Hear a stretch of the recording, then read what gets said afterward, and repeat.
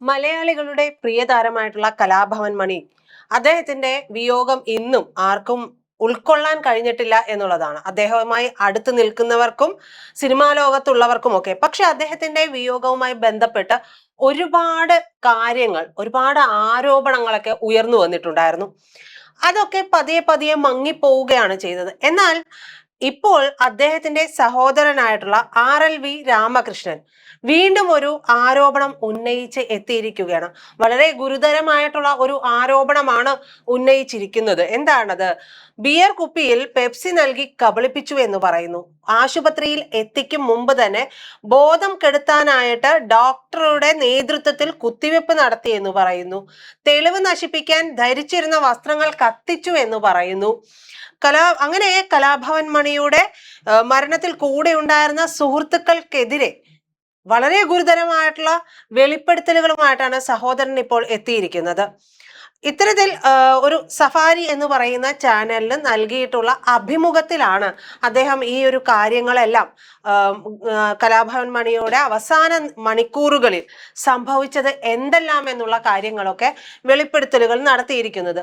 മരണത്തിന് തലേ ദിവസം മുമ്പ് പാടിയിൽ, അദ്ദേഹത്തിന്റെ ഗസ്റ്റ് ഹൗസ് എന്ന് പറയുന്ന പാടിയിൽ അതിഥികൾ ഒരുപാട് വന്നിട്ടുണ്ടായിരുന്നു.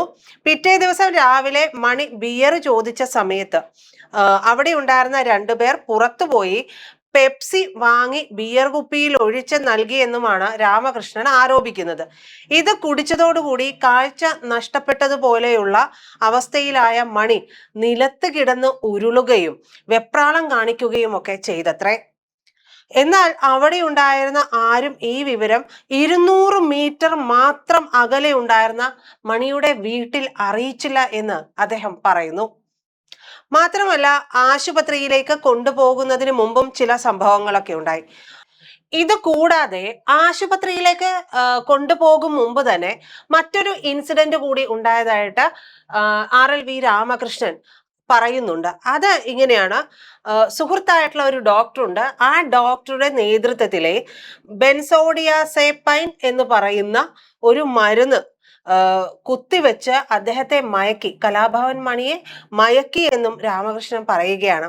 കരളിൽ ചെറിയ തോതിൽ സിറോസിസ് ബാധിച്ചിരുന്ന മണിക്ക് പാരസിറ്റാമോൾ ഗുളിക പോലും നൽകാൻ പാടില്ലാത്ത അവസ്ഥയിലായിരുന്നു ഈ ഒരു കാര്യം സംഭവിച്ചത്, അല്ലെങ്കിൽ ഈ ഒരു ക്രൂരത നടത്തിയത് എന്നാണ് പറയുന്നത്. തുടർന്ന് പുതിയ വസ്ത്രമൊക്കെ വാങ്ങി ധരിപ്പിച്ചതിന് ശേഷം വൈകുന്നേരം 4 മണിയോട് കൂടിയാണ് അമൃത ആശുപത്രിയിലേക്ക് മണിയെ എത്തിക്കുന്നത്. വീടിന്റെ മുന്നിലൂടെ കൊണ്ടുപോയിട്ടും കുടുംബാംഗങ്ങളെ ആരും അറിയിച്ചില്ല എന്നാണ് പറയുന്നത്. ആലോചിക്കണേ, 200 മീറ്റർ മാത്രം അകലെയാണ് അദ്ദേഹത്തിന്റെ വീട്. ആ വീടിന് മുൻപിലൂടെ കൊണ്ടുപോയിട്ട്, ആംബുലൻസിൽ കൊണ്ടുപോയിട്ട് പോലും, വാഹനത്തിൽ കൊണ്ടുപോയിട്ട് പോലും ആ കുടുംബാംഗങ്ങളെ ആരും അറിയിച്ചില്ല. അല്ലെങ്കിൽ മണി വളരെ ഗുരുതരാവസ്ഥയിൽ നിലത്ത് കിടന്ന് ഉരുളുന്ന സാഹചര്യമൊക്കെ ഉണ്ടാകുമ്പോൾ സ്വാഭാവികമായിട്ടും ചെയ്യുന്ന ഒരു കാര്യം വീട് അടുത്തുണ്ടെങ്കിൽ വീട്ടിലുള്ളവരെ അറിയിക്കുക എന്നുള്ളതാണ്. അപ്പോൾ അത്ര ഗുരുതരമായിട്ടുള്ള വെളിപ്പെടുത്തലാണ് ഇപ്പോൾ ഇദ്ദേഹം പറയുന്നത് എന്നതാണ്. അപ്പോൾ ആശുപത്രിയിൽ വെന്റിലേറ്ററിലായിരുന്ന മണിക്ക് ആന്റി ഡോസ് നൽകാൻ അദ്ദേഹം എന്താണ് കഴിച്ചതെന്ന് ഡോക്ടർമാർ ഒരുപാട് തവണ ചോദിച്ചു.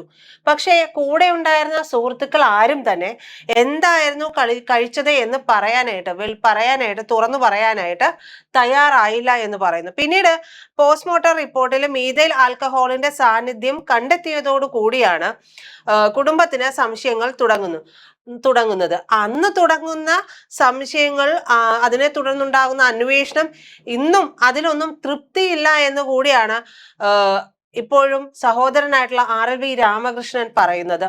അപ്പോൾ അന്ന് തുടങ്ങിയ കാര്യങ്ങൾ എന്ന് പറയുമ്പോൾ മണിയുടെ മരണവുമായി ബന്ധപ്പെട്ട് ഒരുപാട് കാര്യങ്ങളാണ് ആ സമയത്ത്, ഒരുപാട് റൂമേഴ്സ് ഒക്കെയാണ് വന്നത്. അപ്പോൾ ഇതില് മണിയുടെ ആന്തരിക അവയവങ്ങളുടെ പരിശോധനാ ഫലങ്ങളൊക്കെ പുറത്തു വന്നതോടുകൂടിയാണ് മരണത്തിൽ കടുത്ത ദുരൂഹത ആരോപിക്കുന്നത്. ലാബോറട്ടറി പരിശോധനകളിൽ നമ്മൾ ആദ്യം പറഞ്ഞതുപോലെ തന്നെ മീഥൈൽ ആൽക്കഹോൾ, അതായത് വ്യാജമദ്യം, മെത്തനോൾ ഒക്കെ ഉണ്ടാക്കാവുന്ന തരിപ്പണമാക്കുന്ന കീടനാശിനികൾ കാണുന്ന ക്ലോർപിഫോസ് എന്ന് പറയുന്ന രാസവസ്തു കണ്ടു എന്ന് പറയുന്നു. കൂടാതെ കഞ്ചാവിന്റെ അംശം കണ്ടെത്തിയിരുന്നു എന്ന് പറയുന്നു.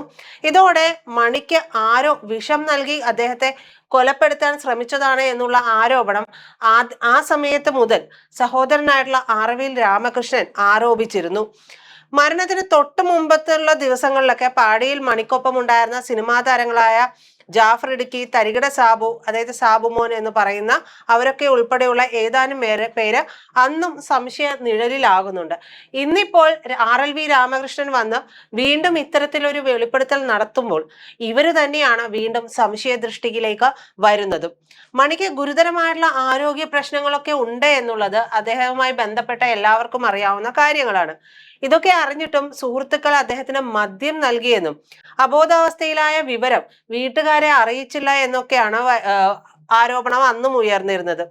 എന്തായാലും സംസ്ഥാന പോലീസിന്റെ അന്വേഷണത്തില് കുടുംബം തൃപ്തരല്ലാതെ വന്നതോടുകൂടി അദ്ദേഹത്തിന്റെ മരണത്തെക്കുറിച്ചുള്ള അന്വേഷണം ഹൈക്കോടതിന്റെ ഉത്തരവ് അനുസരിച്ച് 2017 CBI ഈ കേസ് ഏറ്റെടുക്കുകയാണ് ഉണ്ടായത്.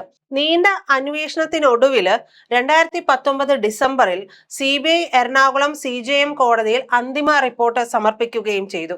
ആ CBI റിപ്പോർട്ടിലെ പ്രധാനപ്പെട്ട കണ്ടെത്തലുകൾ ഇങ്ങനെയായിരുന്നു.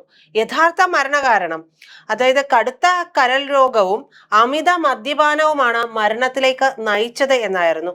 കരൾ പൂർണ്ണമായും തകരാറിലായിരുന്ന അവസ്ഥയിലായിരുന്നു, അതായത് സിറോസിസ് ബാധിച്ചിട്ടുണ്ടായിരുന്നു. കൂടാതെ കിഡ്നി തകരാറ്, പ്രമേഹം, മഞ്ഞപ്പിത്തം എന്നിവയൊക്കെയും അദ്ദേഹത്തെ അലട്ടിയിരുന്നു എന്നും പറയുന്നു. അപ്പൊ ഗുരുതരമായ രീതിയിൽ അദ്ദേഹത്തിന് ആരോഗ്യ പ്രശ്നങ്ങൾ ഉണ്ടായിരുന്നു എന്നുള്ളത് ഇതിൽ നിന്ന് തന്നെ വ്യക്തമാവുകയും ചെയ്യുന്നുണ്ട്. അങ്ങനെ ഇരിക്കുന്ന സാഹചര്യത്തിൽ അദ്ദേഹത്തിന് കഴിക്കാൻ പാടില്ലാത്തതെന്തോ അത് നൽകിയിട്ടുണ്ട്. അത് അദ്ദേഹത്തിന്റെ ശരീരത്തിൽ കടന്നു എന്നൊക്കെയാണ് ഇപ്പോഴുള്ള വെളിപ്പെടുത്തലിലൂടെ പുറത്തു വരുന്നത്. പിന്നീട് വിഷാംശത്തെക്കുറിച്ചുള്ള വിശദീകരണം വരുന്നുണ്ട്.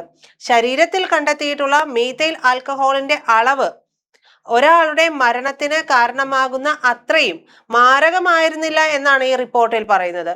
കരൾ പ്രവർത്തനരഹിതമായതിനാൽ ഈ ചെറിയ അളവ് പോലും ശരീരത്തിന് പുറന്തള്ളാൻ സാധിച്ചില്ല. ദിവസവും വലിയ അളവില് ബിയർ കഴിക്കുന്ന ശീലം മണിക്കുണ്ടായിരുന്നു. ബിയർ അമിതമായി ഉള്ളിൽ ചെന്നത് തന്നെയാണ് മരണകാരണം എന്നുള്ളതാണ് പറയുന്നത്. കൂടാതെ ശരീരത്തിൽ കണ്ടെത്തിയ ക്ലോർപിഫോസ് എന്ന കീടനാശിനി അദ്ദേഹം കഴിച്ച വേവിക്കാത്ത പച്ചക്കറികളിൽ നിന്നോ മറ്റോ ഉള്ളിൽ ചെന്നതാകാമെന്നും പറയുന്നു. ഇത് ആരെങ്കിലും മനഃപൂർവ്വം വിഷം നൽകിയതല്ലെന്ന് വിദഗ്ധ മെഡിക്കൽ ബോർഡ് സ്ഥിരീകരിക്കുകയും ചെയ്തിരുന്നു. കഞ്ചാവിന്റെ അംശം അദ്ദേഹം ഉപയോഗിച്ചിരുന്ന ആയുർവേദ ലേഹ്യത്തിൽ നിന്നുള്ളതാണെന്നാണ് കണ്ടെത്തിയത്.